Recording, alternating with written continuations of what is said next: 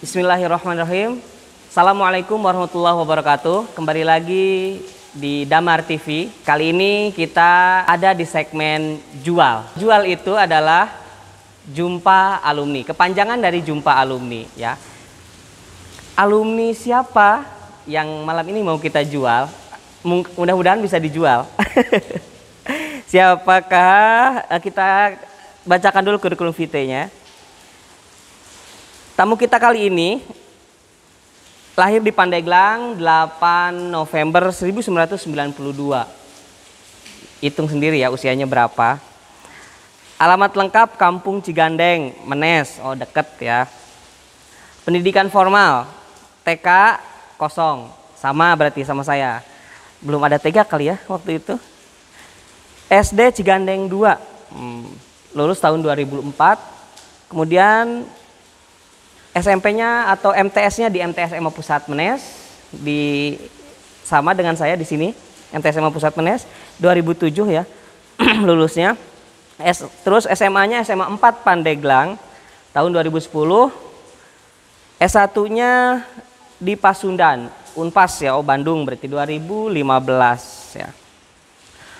Pengalaman organisasi Ketua Umum Pelajar Islam Indonesia Kabupaten Pandeglang. Wah, luar biasa ya. Kemudian Ketua Umum HMI FKIP Unpas. Kemudian Sekretaris Umum Matematika Indonesia. Wah. Selanjutnya yang keempat Presiden Presiden Mahasiswa Presma Unpas ya. Selanjutnya Presidium Kahmi Pandeglang ya.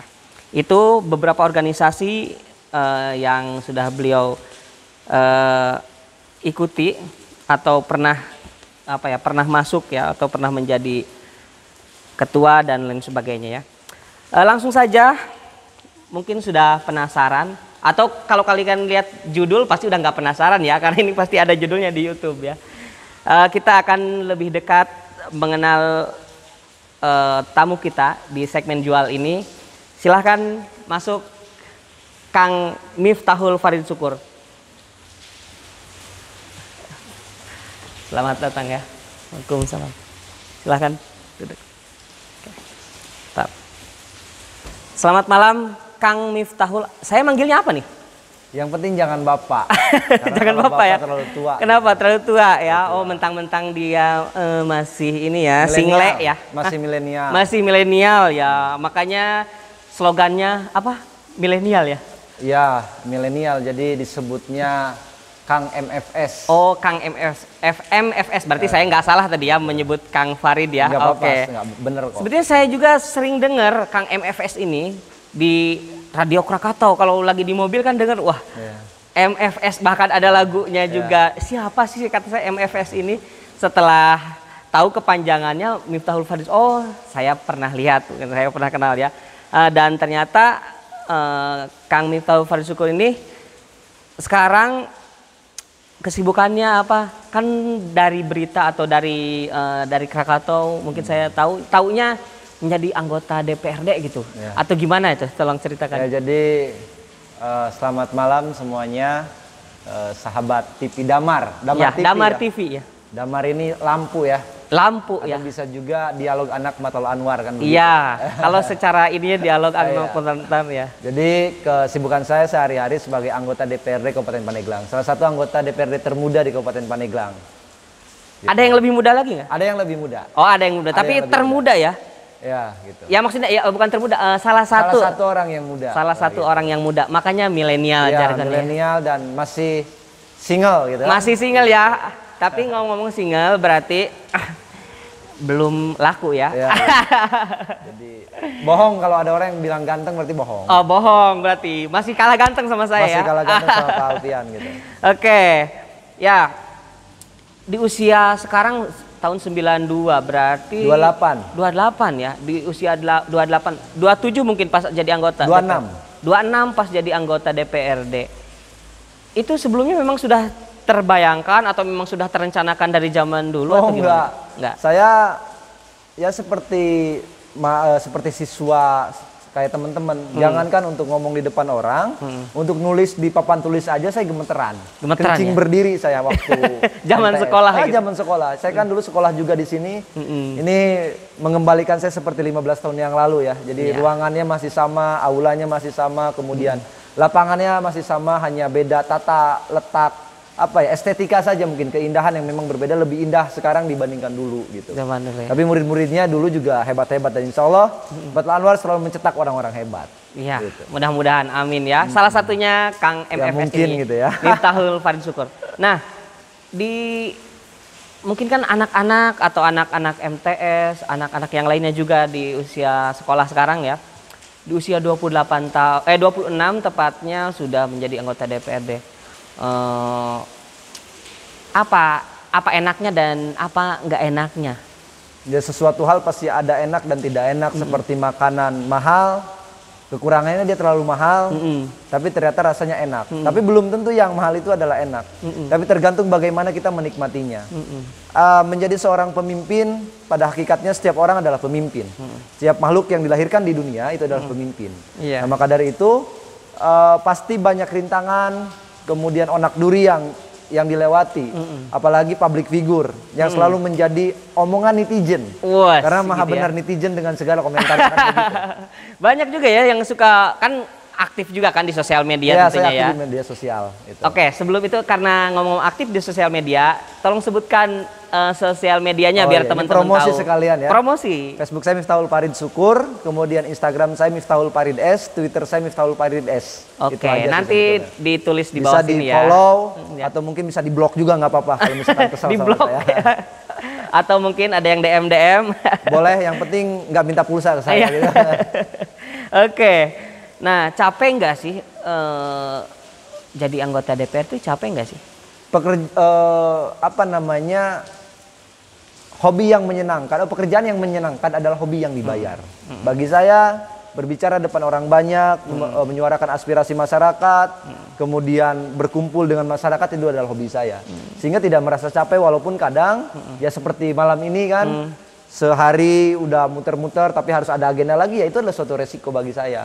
Gitu, artinya bahwa tidak ada kata lelah ketika kita lillah, katanya begitu. Iya, Insya Allah. Tidak ada kata lelah kalau kita lillah. Ya. Gitu. Oke.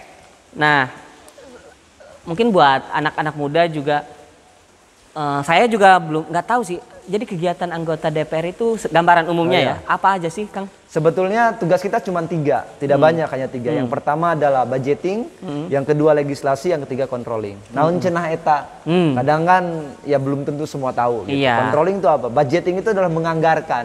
Jadi seluruh kebutuhan yang ada di Kabupaten Pandeglang melalui APBD, anggaran itu dibahas sama-sama antara eksekutif dan legislatif. Gitu. Nah, dan kita adalah legislatif. Kemudian yang kedua controlling, ada mengkontrol seluruh kegiatan yang ada di Kabupaten Pandeglang yang menggunakan dana APBD. Dan yang ketiga adalah legislasi. Legislasi itu membuat peraturan, membuat undang-undang.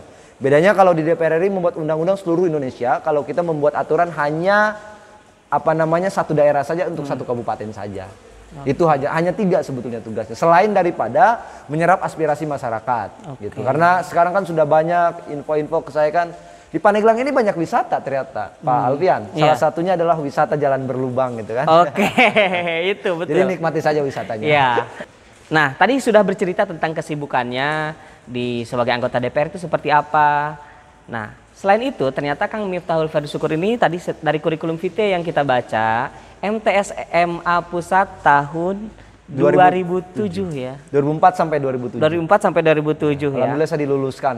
Alhamdulillah ya. Gitu. Tidak terpaksa mengulang. tidak. Kayaknya sepertinya saya pada saat itu kamu wajib lulus gitu. Karena saya bukan orang pintar pada saat itu. Saya mengalami banyak lah. Gitu. Ya. Nggak pintar aja segini, mungkin apalagi pintar nanti ya. Karena Indonesia ini bukan hanya mencari orang pintar, mencari orang cerdas dan jujur, katanya begitu. Nah, itu lebih penting ya. Oke. Ceritakan pengalaman waktu sekolah di sini tuh kayak gimana sih? Kang Farid tuh gambarannya kayak gimana sih? Mungkin anak-anak MTS atau anak-anak sekolah zaman sekarang, ya Kang Farid tuh kayak gimana sih zaman sekolahnya sehingga di usia 26 tahun itu bisa jadi anggota DPRD. Gambarnya seperti apa? Memang udah dari ini udah rajin atau gimana? Kita dengarkan ceritanya. Jadi tahun 2004 saya sebetulnya tidak mau saya sekolah ke MTS Fathul Anwar pada saat itu, jujur. Pribadi saya ingin di sekolah SMP karena memang apa ya, dekat ke rumah karena di alun-alun Menes kan. Tapi ternyata keluarga saya, hampir seluruh keluarga saya itu sekolah di MTS SMA, termasuk adik-adik saya yang kedua di MTS SMA, yang ketiga di MAGS kan, tetap Fathul Anwar. Jadi ternyata, dan secara historis sejarah, keluarga saya juga adalah salah satu pendiri Fathul Anwar. Sehingga pada saat itu saya punya kewajiban mungkin untuk membesarkan sekolah tersebut. Siapa lagi yang akan membesarkan kecuali orang-orang di dalamnya kan begitu. Saya masuk MTS 2004, kemudian ikut seleksi. Dan alhamdulillah kelas A pada saat itu. Kalau dulu kelas A itu kelas unggulan. Sekarang masih kelas unggulan. Sekarang masih unggulan. Jadi kelas A itu kelas unggulan. Kemudian bertemu banyak teman-teman yang memang dari segala lini ya. Dan ternyata MA pada tahun saya itu menjadi sekolah favorit. MTSM itu sekolah favorit. Dan semoga hari ini juga masih menjadi favorit. Ya, mudah-mudahan. Mudah-mudahan masih menjadi. Jadi orang-orang yang cerdas itu berkumpul semua di kelas A.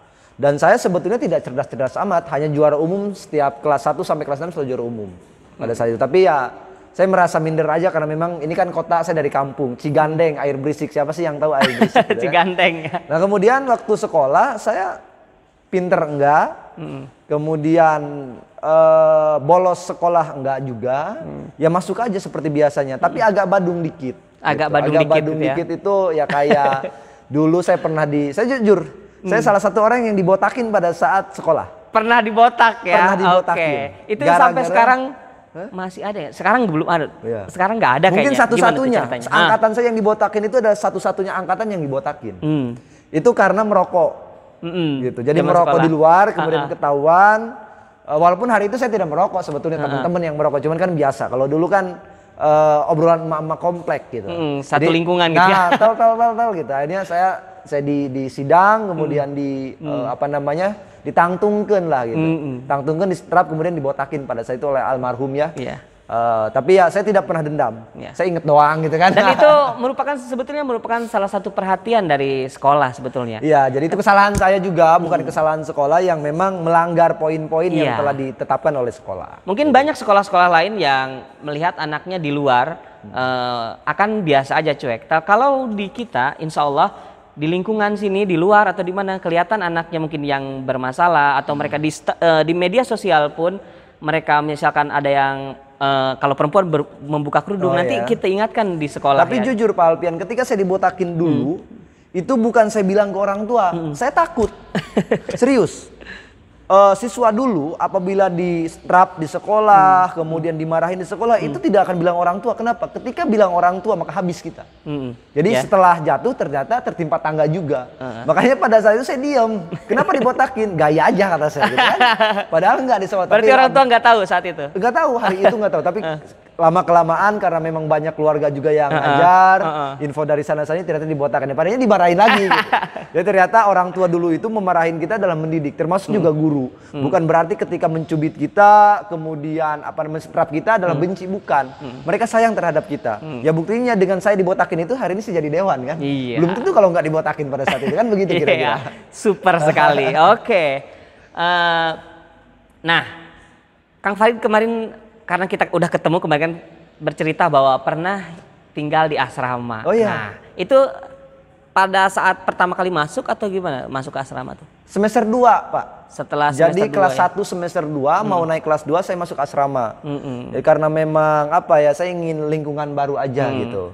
Akhirnya saya masuk asrama dan ada malam yang selalu saya tunggu-tunggu, yaitu malam Rabu. Nah, malam Rabu ditunggu kenapa? Jadi kalau yang lain malam Rabu kelabu, kalau saya menunggu gitu. Karena malam Rabu saya makan enak.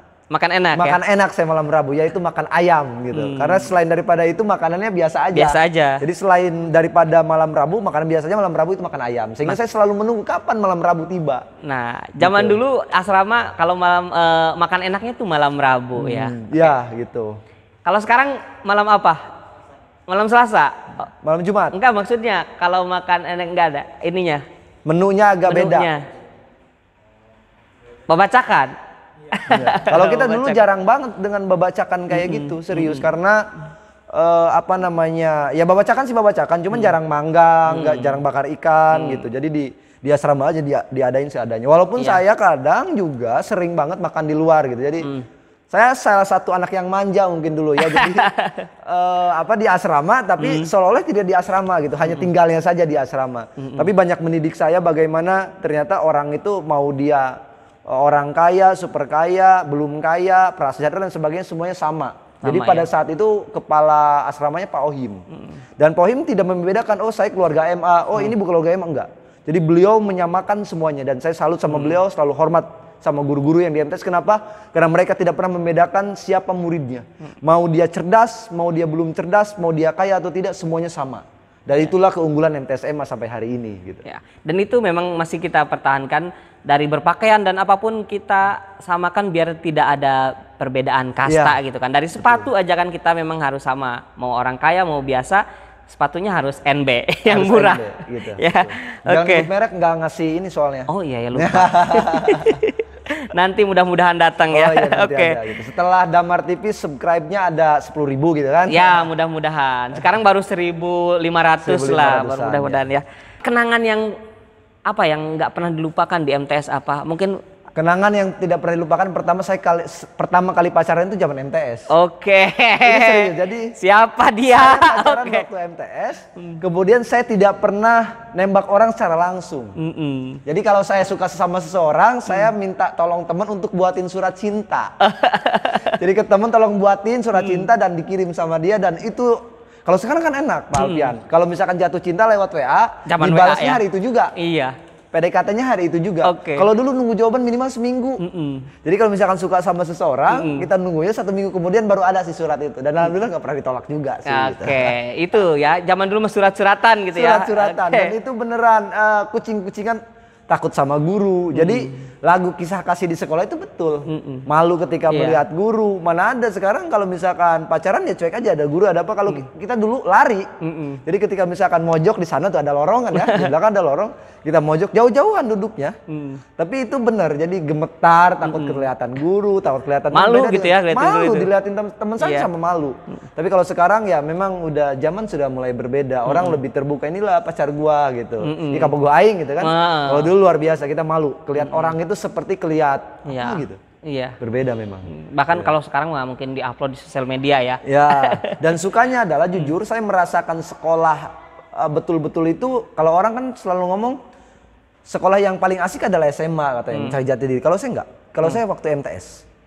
Karena memang di sana banyak sekali problem pribadi, problem dengan teman itu lebih banyak waktu MTS dibandingkan waktu SMA ataupun kuliah.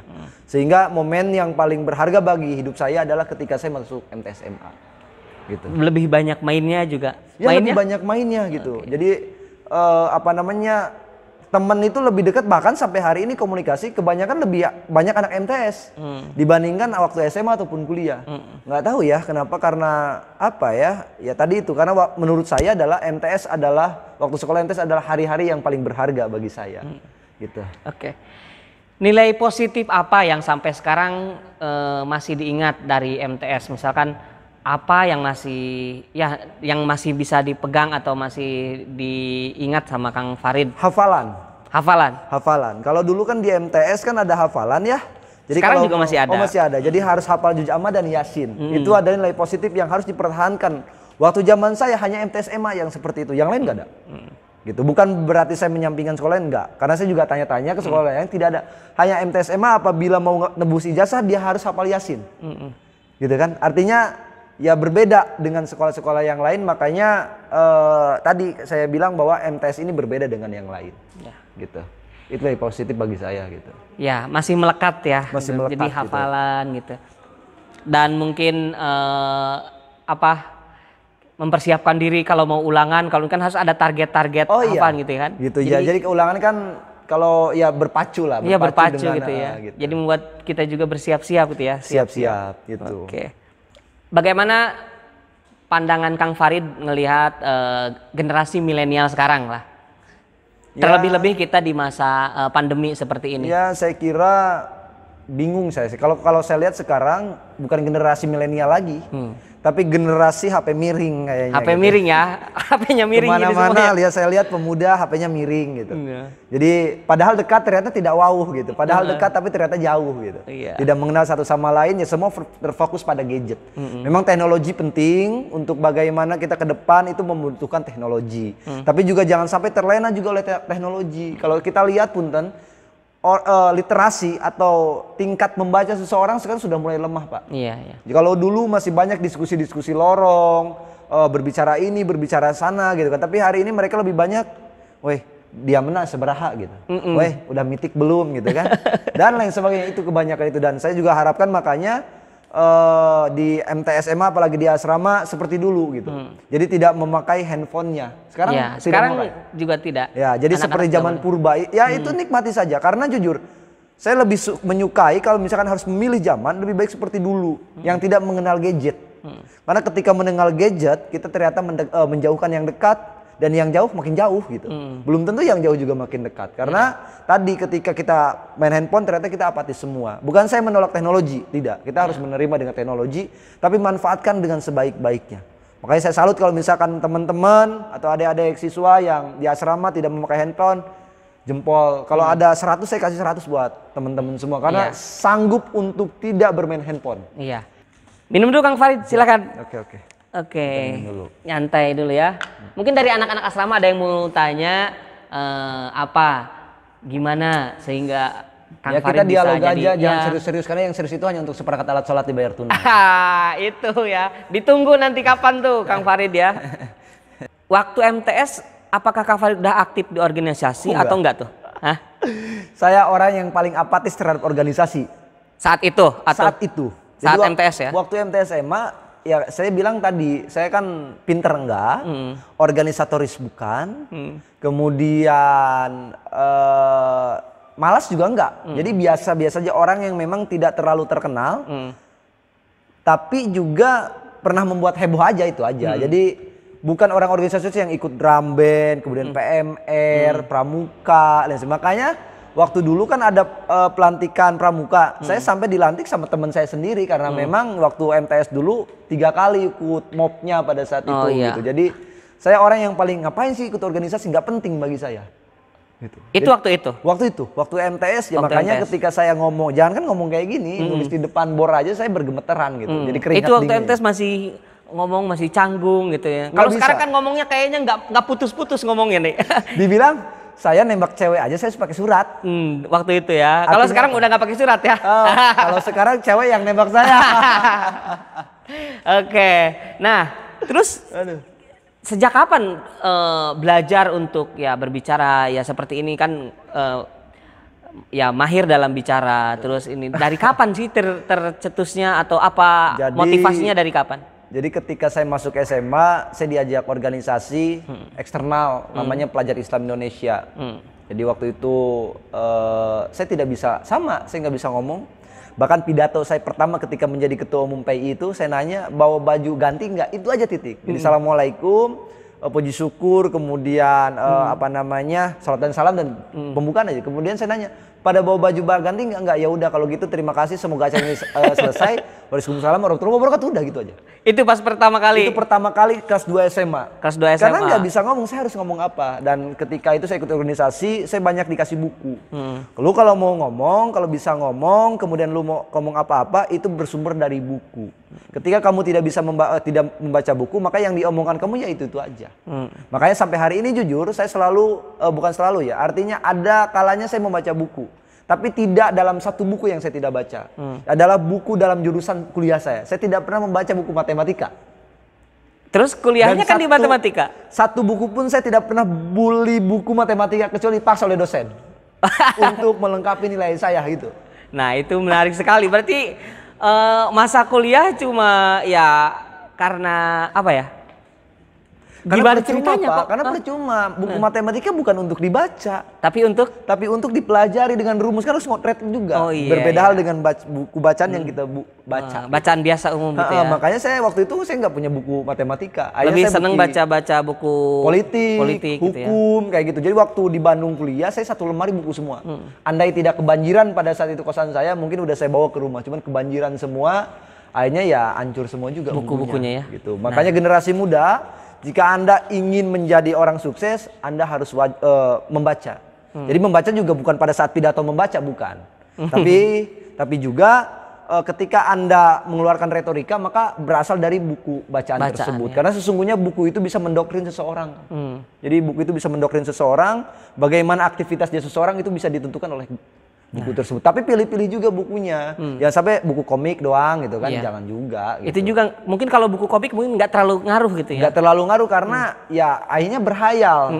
Ngaruh sih tapi perilakunya akhirnya berhayal. Terlalu fiksi mungkin ya. Iya, terlalu fiksi. Makanya buku-buku yang memang ya pengetahuan umum aja. Gitu. Nah, kayak itu. Gitu. Camkan ya buat anak-anak sekolah, khususnya anak-anak MTSMA ya. Berarti di masa SMA lah waktu itu ya? Ya SMA juga belum bagus-bagus amat. Ya? Nah kemudian saya datang ke Bandung. Nah nyampe Bandung ini ada kejadian lucu memang lucunya. Saya dari kampung Pak Alpian, Ciganeng kata saya juga. Yeah. Jadi ketika saya kenalan di Bandung dari mana? Dari Menes gitu kan. Menes di mana? Cigandeng kata saya. Pada ketawa Cigandeng itu apaan katakan gitu. Karena nggak pada nggak tahu gitu. Dari Banten. Wah tukang santet katanya. Waduh kata saya kan. Enggak, saya nggak bisa nyantet kata saya. Saya di sana jualan es cendol. Ini yang nanya aja. Perempuan apa laki-laki ini? Perempuan. Oh, perempuan. Ini perempuan kakak kelas saya.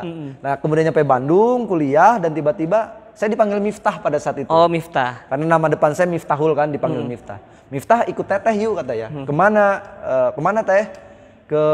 Kita jalan-jalan ke Lembang. Orang di kampung datang ke Bandung tiba-tiba diajak ke Lembang. Siapa yang nggak mau?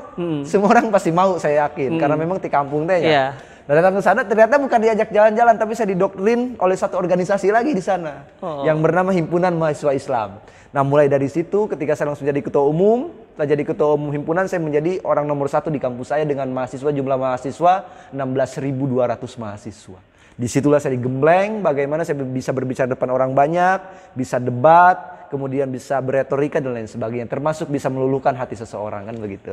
Nggak percaya. Ya bagian itu saya nggak percaya. Enggak, maksud saya kan kalau dulu kan selalu nembak pakai surat. Oh iya. Nah, dari situ saya bisa mengungkapkan isi zaman MTS kan pakai surat. Kalau ternyata pas udah kuliah, udah bisa belajar berorganisasi dan banyak baca buku, ternyata ngomong ke perempuan pun jadi lancar gitu. Jadi jangan salah ketika orang yang suka membaca buku menjadi kutu buku, itu salah. Jadi kadang di sinetron-sinetron gitu ya, apalagi ibu-ibu sekarang yang suka nonton ya di RCTI itu kan, kalau nggak nonton itu nggak masuk dalam emak-emak komplek. Gitu. Jadi ternyata semakin membaca buku, maka akan semakin tahu. Ketika kita semakin tahu, ternyata semakin banyak yang kita tidak tahu sebetulnya. Jadi semakin penasaran gitu semakin penasaran. Gitu. Makanya kata-kata yang saya keluarkan ya semuanya karena saya sering membaca. Iya. Gitu. Yang penting tidak membaca hati orang lain gitu. Iya. Takut baper jadinya kan. Iya. Ya saya sendiri cukup terkesan ya dengan gaya bicaranya Kang MFS ini atau Miftahul Ferdi Syukur ya, karena gitu kayak lancar gitu ya. Lancar. Padahal ya kemarin sudah bercerita kan ya masa sanawiyah dulu yang nggak kayak gitu katanya. Nggak gitu. Termasuk juga waktu itu ada pemilihan. Saya tidak ahli dalam matematika sebetulnya Pak Alfian, tapi menjadi sekretaris umum Himpunan Mahasiswa Matematika seluruh Indonesia. Itu gara-gara apa? Padahal nggak pernah beli buku matematika. Karena gaya berbicara saya mungkin yang bisa mempengaruhi orang. Jadi pada saat itu saya adalah salah satu orang yang memang dari kampus swasta. Karena kan kalau seluruh Indonesia kan kumpul, kampus ternama negeri lah. Ya UGM semua orang tahu, ITB semua orang tahu, betul nggak? IPB semua orang tahu tentang matematikanya. Tapi tahu nggak sama Unpas? Ya kurang tahu mereka. Gitu kan, kalau mereka kan Unpas katanya Universitas Pasar Sodong kan begitu. Ternyata bukan gitu kan. Jadi saya waktu itu dikucilkan lah, lu mah swasta. Ada memang ketika label itu mempengaruhi Pak. Tapi saya tidak pernah minder. Saya mempengaruhi satu-satu semuanya, pada akhirnya orang-orang udah Miftahul Ferdi Syukur menjadi sekretaris umum Matematika Indonesia walaupun tidak ahli dalam bidang matematika. Walaupun tidak ahli dalam bidang matematika. Karena organisasi itu berbicara pengaruh, kepemimpinan itu bagaimana mempengaruhi orang. Gitu. Tapi insya Allah bukan mempengaruhi untuk mempunyai mantan banyak, enggak, kok tenang aja gitu. Oke, tapi kalau saya lihat di sosial media nih Kang Miftah nih sering-sering ngomong-ngomong mantan tapi off the record ya sekarang masih single kan? Iya, saya masih single. Gitu. Ini off the record tapi disebut gimana ini? Off the recordnya dibuka. Dibuka. Oke, ya mudah-mudahan ya walaupun ya kalau saya sih suka ngelihat di Facebook ya, suka karena orang pintar berbicara. Tadi karena banyak baca buku gitu kan, jadi ngomong apa aja kayaknya enak aja gitu ya, ngelihat ngebacanya gitu ya. Mau bicara mantan atau disangkut pautkan kemana aja bisa gitu ya. Jadi karena gini Pak Alfian, punten masyarakat kadang jenuh dengan yang serius-serius. Kata saya tadi yang serius itu hanya untuk seperangkat alat sholat dibayar tunai. Maka ketika saya memberikan informasi terhadap masyarakat, informasinya sampai, kemudian ada guyon yang khas. Jadi saya punya prinsip ketika menjadi yang terbaik itu sulit, minimal saya menjadi yang berbeda. Gitu. Jadi menyampaikan informasinya sampai, kemudian mereka bisa tertawa karena media sosial itu bukan untuk saling hujat, bukan untuk ujar kebencian, tapi untuk bagaimana kita bersenang-senang dengan yang lain. Kalau punya media sosial hanya untuk baper-baperan, saling menyakiti orang lain, saling fitnah orang lain atau menyebarkan hoax, saya kira lebih baik ditutup media sosialnya. Karena memang merugikan orang lain. Tapi bagaimana media sosial kita bisa membuat orang lain minimal tersenyum gara-gara membaca tulisan kita. Dan itu adalah nilai ibadah yang tidak pernah kita sadari gitu. Mudah-mudahan nanti teman-teman siswa MTS ataupun anak sekolah seusia SMP SMA lebih bijak lagi dalam menggunakan gitu. media Karena sosial. hari ini kan media sosial punten, ada apa-apa sebar, Jadi kadang latah orang kita ini latah, jadi belum tahu kebenarannya udah sebar gitu. Makanya hindari hoax gitu. Karena undang-undang ITE bukan untuk mencambuk masyarakat ya, tapi untuk hati-hati. Bagaimana informasi transformasi kan lebih gampang sekarang. Mungkin sekarang dibandingkan guru, muridnya lebih tahu duluan karena gurunya nggak punya Facebook, tapi muridnya udah tahu, ada kecelakaan di sini nih Pak. Oh ya ada gitu kan, sedangkan gurunya belum tahu. Nah karena tadi media sosial tadi yang bisa, dan itu mempengaruhi lingkungan, termasuk juga orang-orang di dalamnya. Gitu. Betul. Tadi kan udah berarti dari HMI ya berangkatnya ya, bisa bicara kayak gini. Terus lulus kuliah kan? Lulus kuliah setelah berorganisasi terus balik lagi ke kampung. Gimana? Jadi lulus kuliah saya ke Pare. Oh, ke Pare dulu. Ke Pare dulu 6 bulan belajar bahasa Inggris. Gitu. Jadi belajar yes no, what your name gitu kan. Gitu kayak gitu. Saya juga sempat lihat video Kang Farid suka ngomong di Facebook gitu, ngomong bahasa Inggris karena panjang tantangan, gitu. Karena tantangan oleh teachernya gitu kan, kamu harus ngomong bahasa Inggris di Facebook. Kemudian kadang juga kita monolog, jadi ngomong depan sendal, depan tembok, depan tiang listrik, ya itu yang sering kita bicarakan. Oh ya, berarti sama kayak anak-anak asrama. Iya, yang jelas begini, untuk belajar bahasa Inggris, language is not knowledge but habit. Bahasa itu bukan kemampuan, bukan pengetahuan, tapi adalah kebiasaan. Jadi walaupun teman-teman vocabnya ada 50.000 di otak, ketika teman-teman nggak ngomong, ya itu sama aja bohong. Berbeda halnya ketika teman-teman punya vocab 100 tapi teman-teman selalu ngomong kayak gitu. Misalkan have you eaten gitu kan, sudah makan belum? Ya udah have you makan, nggak apa-apa, nggak jadi masalah karena dalam belajar tidak ada yang salah. Yang salah itu adalah nikung pacarnya teman kan begitu. Jadi nggak ada yang salah gitu. Ingat, oke. Nah, udah pulang dari Pare, kemudian saya melanjutkan kuliah S2 di Untirta. Gitu. Cuma sampai hari ini saya belum beres, kalau nggak lulus tahun ini saya di DO ini. Makanya harus segera dibereskan sambil bekerja sebagai, nggak nyambung sebetulnya. Kehidupan saya tuh nggak nyambung. Saya kuliah S1 matematika, kemudian pergi ke Pare. Pulangnya saya kuliah S2 lagi pendidikan matematik, tapi bekerja sebagai tukang bangunan, ngeborong bangunan, paving block. Dulu sebelum sekarang? Sebelum jadi dewan. Sebelum jadi gitu. dewan. Jadi kontraktor kayak gitu, ngebangun sekolah dan sebagainya gitu kayak gitu. Tapi ujung-ujungnya saya masuk dalam politik. Bagi saya matematik dan politik itu sama. Sama-sama tik-tik kan, matematik, politik. Jadi nyambung aja gitu. Nyambung kan? Ya, nyambung. Oke, nyambung aja lah. Oke, matematik, politik. Padahal jarang loh orang eksak gitu. Tapi salah kan, ternyata banyak. Ketika masuk politik itu semuanya dalamnya matematik. Bukan karena tik-tik tadi, di sana ada peluang, di sana ada median, di sana ada modus, bukan modusin rakyat ya enggak, bukan itu. Ada average-nya, rata-rata dan sebagainya. Jadi saya mempraktekkan itu Pak, dalam ketika saya mencalonkan diri. Karena jujur ketika saya nyalon banyak yang bilang, budak leutik rek naon gitu. Budak leutik bisa naon gitu. Budak leutik apa yang lu punya dan sebagainya. Banyak yang mencemooh saya lah, mau menang barang gitu. Bisa nanti si eta karena ke kuliah gitu. Tapi ternyata ya tadi saya tidak pernah membenci orang itu, jujur tidak pernah membenci orang. Cuman saya ingat menjadi motivator saya. Anda bilang seperti itu berarti suatu saat nanti saya akan menjadi anggota dewan di Kabupaten Pandeglang. Itu adalah najar saya untuk kepada Anda gitu. Dan saya akan buktikan ketika jadi anggota dewan, saya siap untuk bagaimana dikritik, saya siap untuk bagaimana diberi masukan, dan saya siap untuk memperjuangkan apa yang menjadi aspirasi masyarakat. Gitu. Ya, cuma satu saja yang belum teraspirasi, hati belum teraspirasi. Itu yang belum teraspirasi ya. Tapi kalau ya memang kalau melihat dari latar belakang pendidikan kan matematik gitu kan. Terus tapi terjun akhirnya di politik gitu kan, terus jadi organisator juga kan. Mungkin itu lebih dari karena seringnya berorganisasi mungkin ya yang bisa membuat jadi. Orang tua nolak, Pak.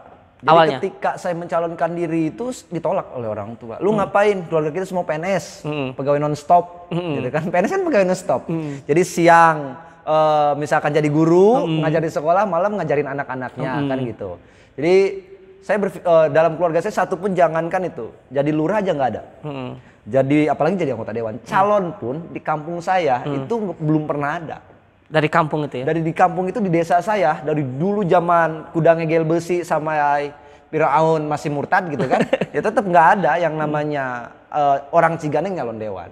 Lurah juga nggak ada gitu. Kemudian di keluarga saya semua PNS, tidak ada pengusaha. Cuman saya berpikir out of the box. Saya berpikir harus berbeda dengan yang lain. Saya nggak bisa harus bekerja seperti itu. Sebetulnya bukan hanya itu, tapi pembukaan PNS juga Pak Jokowi nggak buka-buka kan.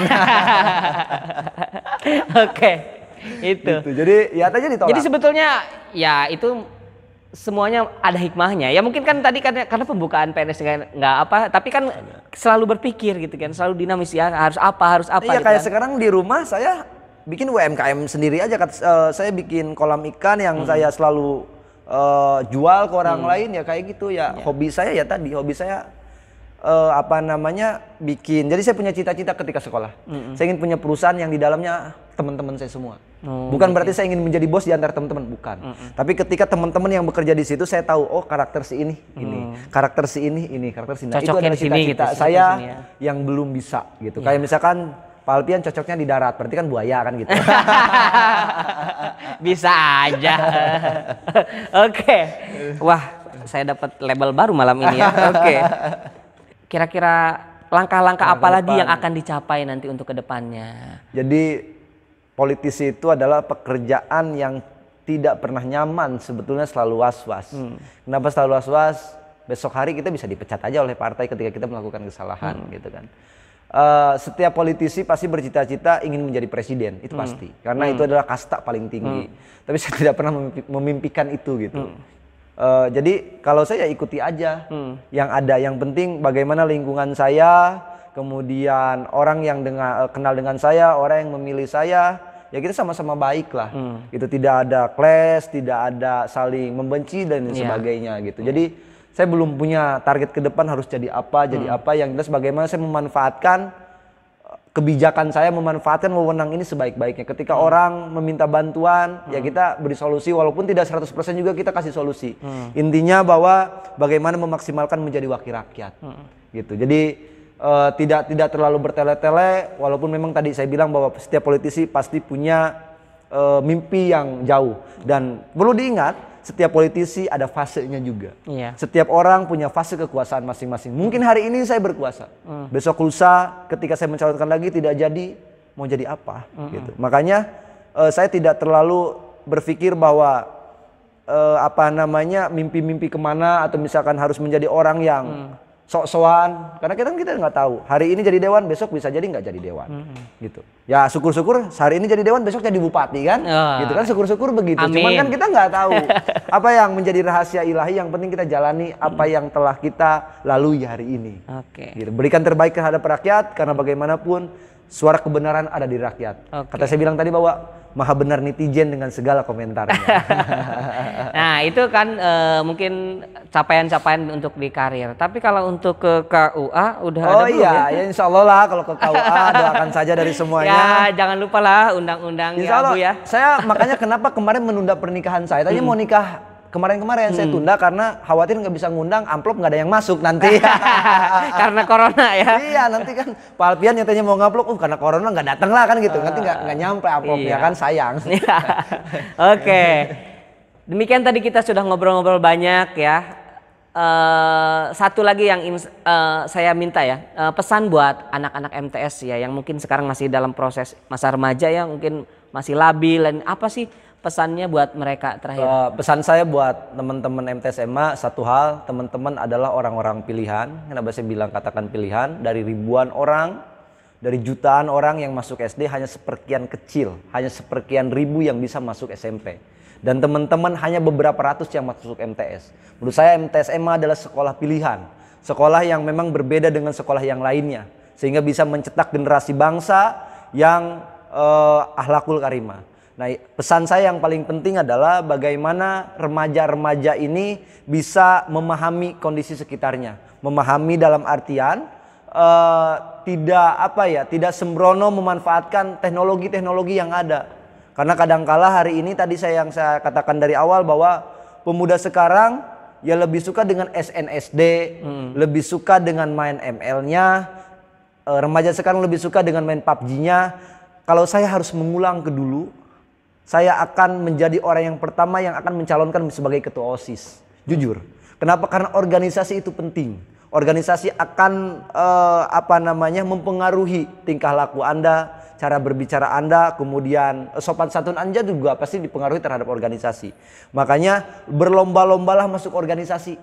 Gitu, tidak akan pernah rugi masuk organisasi karena dalam organisasi banyak sekali ilmu-ilmu yang bisa teman-teman dapatkan. Dan yang terakhir, tetap menjadikan guru sebagai orang tua. Orang tua didik Anda, orang tua pribadi Anda. Karena tanpa guru, Anda tidak akan bisa menjadi apa-apa hari ini. Saya bersyukur menjadi hari ini karena memang guru. Efek guru itu mungkin mereka tidak akan menjadi apa-apa. Mereka hanya menjadi guru saja. Tapi anak muridnya, tetapi siswa-siswanya banyak yang sukses berkat hanya satu nama tadi, guru. Jangan lupakan jasa guru, dan apabila Anda sukses, temuilah guru-guru Anda. Itu aja. Ya, demikian tadi ya. Super sekali pesannya dari Kang Miftahul Fadil Syukur ini. Mudah-mudahan di lain waktu kita bisa berjumpa lagi. Mungkin kali ini jadi anggota DPR. Nanti waktu jadi apa lagi ya? Amin. Amin, mudah-mudahan. Hari ini babacakan ditanggung Bu Kepsek, nanti saya yang bawa kira-kira gitulah. Amin. Oke. Nah, seperti itu ya. Terima kasih yang sudah menonton video ini. Silahkan kalian share. Jika video ini menarik, tentunya pastinya menarik untuk motivasi teman-teman, terutama anak-anak sekolah yang ingin melihat kesuksesan itu seperti apa sih.